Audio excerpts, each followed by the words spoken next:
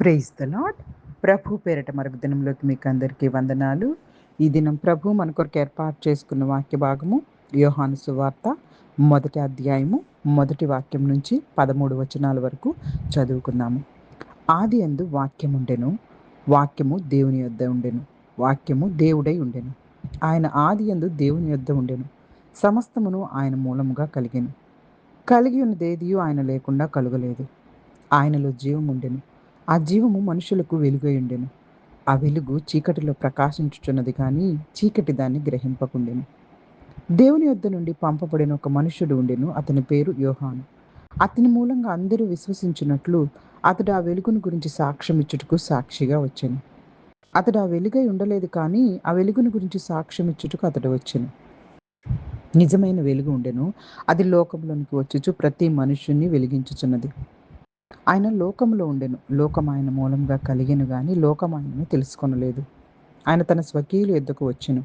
ఆయన స్వకీయులు ఆయనను అంగీకరింపలేదు. తన్ను ఎందరు అంగీకరించిరో వారికందరికీ, అనగా తన నామమందు విశ్వాసం ఉంచిన వారికి దేవుని పిల్లలగుటకు ఆయన అధికారం అనుగ్రహించెను.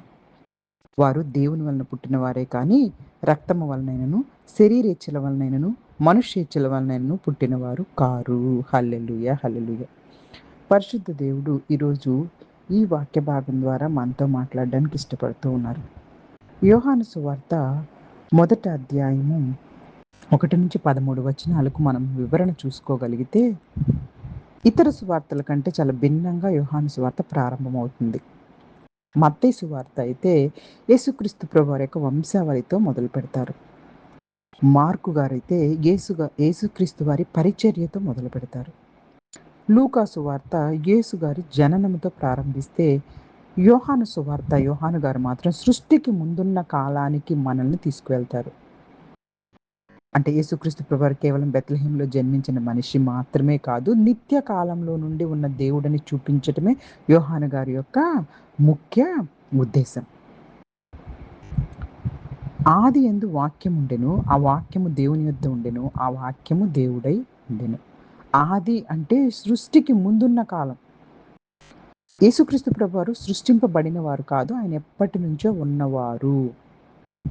ఆయన దేవునితో ఉన్నారు, ఆయనే దేవుడు. హల్లెలూయా, హల్లెలూయా. సమస్తము ఆయన ద్వారా కలిగెను. అంటే దేవుడు ప్రపంచాన్ని యేసుక్రీస్తు ద్వారా సృష్టించారు. కనిపించని సమస్తము ఆయన చేతే సృష్టింపబడింది. యేసుక్రీస్తు ప్రభువారు సృష్టిలో ఒక భాగం కాదు, ఆయన సృష్టికర్త. ఆయన యందు జీవముండెను, ఆ జీవం మనుషులకు వెలుగై ఉండెను. నిజమైన జీవము యేసుక్రీస్తు ప్రభువారి నుంచే వస్తుంది. పాపాంధకారంలో ఉన్న మనుషులకు యేసుక్రీస్తు ప్రభువారు వెలుగుగా వచ్చారు. చీకటి అంటే పాపం, సాతాను ఆ వెలుగును జయించలేకపోయింది. హల్లెలూయా, హల్లెలూయా. దేవుని చేత పంపబడిన యోహాను అనే మనుషుడు వచ్చారు. అది బాప్తీసమిచ్చే యోహాను గురించి. అతడు వెలుగు కాదు, కానీ యేసుక్రీస్తు ప్రభువు అనే వెలుగు గురించి ప్రజలకు సాక్ష్యం చెప్పడానికి ఆయన వచ్చి ఉన్నారు.